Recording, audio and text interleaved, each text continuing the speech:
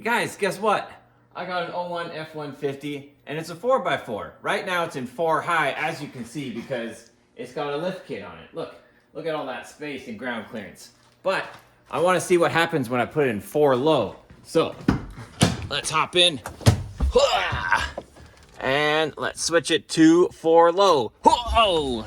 Whoa, okay, let's see what that did, because that was crazy. That felt really weird. And, yep, she's a lot lower.